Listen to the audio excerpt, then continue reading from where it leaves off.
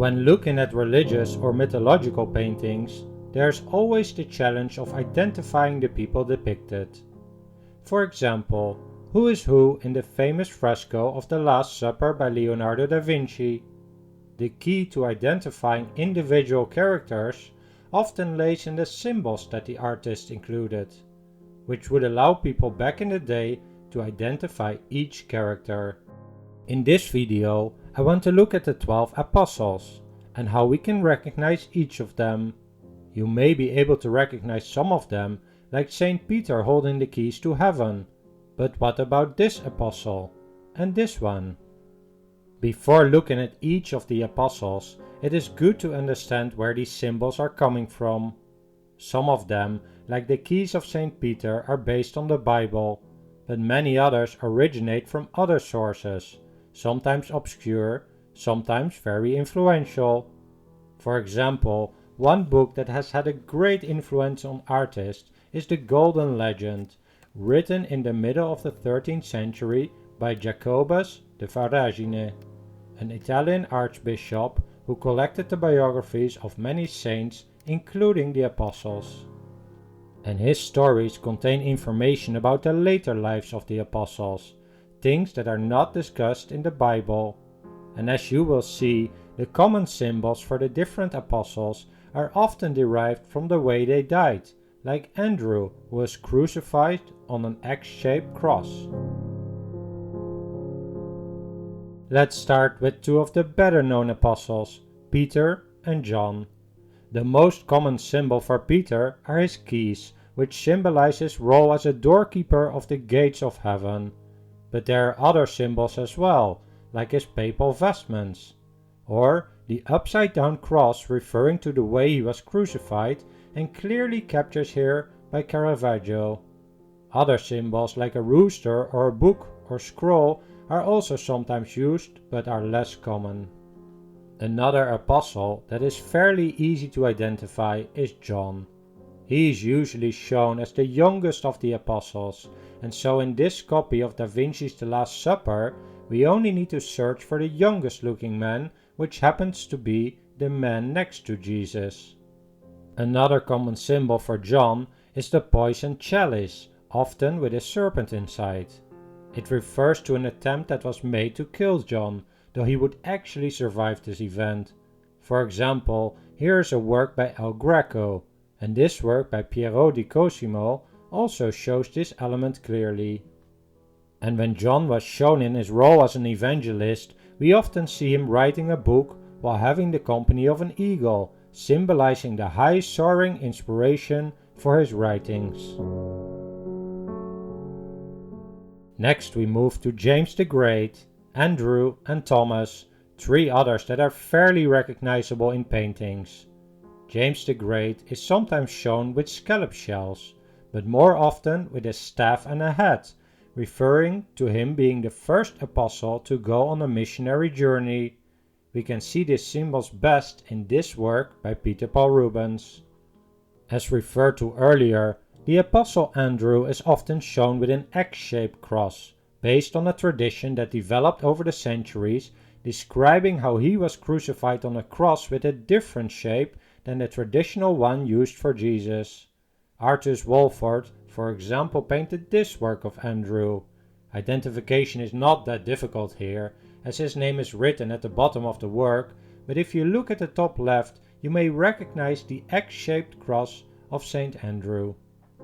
For Thomas, a spear is often used as a symbolic reference to the way he died, but as we will see later on, there are also some other apostles that have a spear-like weapon as their symbol, so this is not the clearest symbol. It is much clearer when he is depicted together with Jesus, as done here by Caravaggio, where he puts his finger in the wound of Jesus to confirm that it was really him. Three other apostles that you can usually recognize without too much effort are Bartholomew, Philip and Matthew.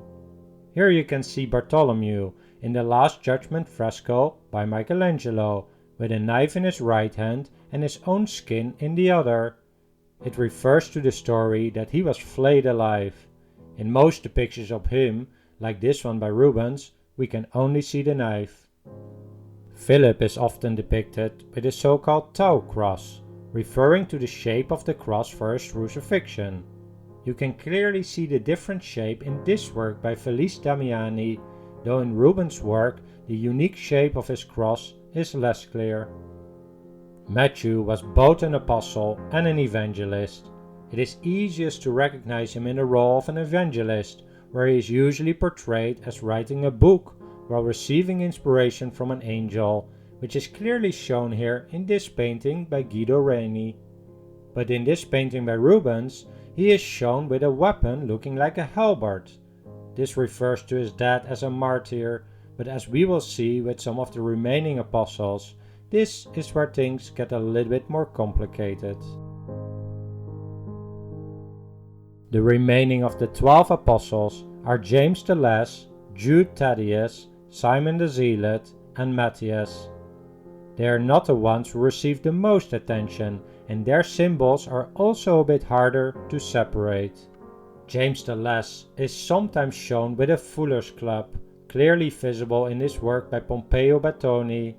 It refers to his profession as a fuller, and this club was used to cleanse the impurities out of wool by beating it. However, many artists that portrayed him had no idea how this fuller's club looked like, so it becomes at times confusing. Rubens, for example, depicted James the Less with a carpenter's square, referring to his role in building a new church. But this tool is also used for some other apostles, like in this portrait of Saint Jude Thaddeus by Anthony van Dyck. Georges de la Tour, on the other hand, depicts Jude with a halberd, the symbol that Rubens used for Matthew. Saint Simon is usually shown with a saw, referring to the way he died, clearly visible in this work by Caravaggio. And then we have Matthias left, the apostle who replaced Judas Iscariot, and he is usually shown with an axe, also referring to the way he died. It must be a lot to take in, and then I have not even mentioned one of the most popular apostles, even though he was not part of the original 12. I am talking about Paul. Luckily, it is pretty easy to identify him, as he is fairly consistently shown with a sword and a book. The book refers to the teachings of Jesus that he spread, and the sword can have multiple meanings, like the sword of the Spirit, which is the Word of God, or a reference to his early life as a persecutor of Christians, or a reference to his alleged beheading. If I would give you a list of the various symbols that belong to each of the apostles, it will be possible to make sense of a good number of paintings from the past, though it's not always easy as mentioned earlier. Let's do a little test with this work from 1526 by Albrecht Dürer, called The Four Apostles. Let's start with the easiest, which is the second person from the left, holding a large key, so this must be Peter. And next to him is a much younger apostle, so this is John. On the other side, we can see a man with a sword and a book, and this is the typical way in which Paul is portrayed. And then there is the fourth man. We see that he is holding a scroll which is associated with multiple apostles. There are actually some inscriptions that are hard to read at the bottom of the frame, which identify each of these so-called apostles, and from that we can learn that the last man is Mark the Evangelist. He is actually not considered an apostle, so this is a bit confusing. Another clue that gives his identity away are his eyes, which are wide open, as if he seems a bit irritated by something. This is related to the four temperaments that are also depicted here, and Mark is usually shown as the choleric type, which confirms his identity here. Well, I hope you enjoyed this little lesson in symbology. If you did, please hit the like and subscribe button.